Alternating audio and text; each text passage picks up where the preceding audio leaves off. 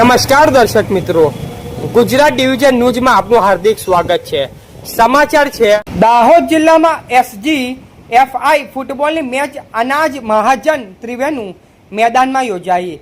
Sport authority of Gujarat દ્વારા આયોજિત દાહોદ જિલ્લામાંથી 10 શાળાના વિદ્યાર્થીઓએ ફૂટબોલની મેચમાં ભાગ લીધો, જેમાં Stephen high school, Saint Mary school, સર્વનિર્ભર પ્રાથમિક શાળા, લિટલ ફ્લાવર સ્કૂલ ડે एन इजीरूवाला स्कूल, अर्बन प्राथमिक शाळा, सनराइज पब्लिक स्कूल, सर्वनिर्भर माध्यमिक शाळा, जमाली इंग्लिश मीडियम स्कूलना ખેલાડીઓએ ફૂટબોલની મેચમાં ભાગ લીધો। ફૂટબોલની મેચમાં સ્ટીફન હાઈસ્કૂલ પ્રથમ નંબરે, બીજા નંબરે સેન્ટ મેરી સ્કૂલના ખેલાડીઓ વિજેતા જાહેર। ફૂટબોલની મેચમાં શાનદાર દેખાવ કરનાર ટીમોને પ્રોત્સાહિત ઇનામ આપવામાં આવ્યા। ફૂટબોલની મેચમાં તમામ ટીમોના ખેલાડીઓએ શાનદાર દેખાવ કર્યો।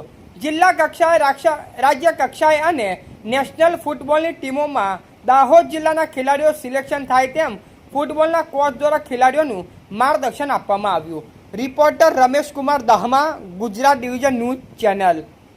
ફેડરેશન ઓફ ઇન્ડિયા દ્વારા આજ રોજ તારીખ 3/8/2026ના રોજ દાહોદ અનાજ મહાજન સાર્વજનિક એજ્યુકેશન સોસાયટીના શાળા ત્રિવેણીના મેદાન ખાતે દાહોદ જિલ્લાની અંડર 14 ફૂટબોલ સ્પર્ધાઓનું આયોજન કરવામાં આવ્યું છે, જેના કન્વીનર શ્રી વિનોદભાઈ માંડોળ દ્વારા ટુર્નામેન્ટને લઈને બહુ જ ઉત્સાહ દર્શાવ્યો હતો અને સ્પર્ધાના દિવસો પહેલાં જ દરેક ટીમોનો સંપર્ક કરી અને તેમને સારું પ્રોત્સાહન પૂરું પાડ્યું હતું। અને આજ રોજ વિવિધ સ્કૂલોની 10 સ્કૂલોએ વિવિધ જિલ્લાની વિવિધ શાળાઓમાંથી 10 સ્કૂલોએ સ્પર્ધામાં ભાગ લીધો છે અને ખૂબ જ સુંદર રીતે આ સ્પર્ધાનું આયોજન કરવામાં આવ્યું છે।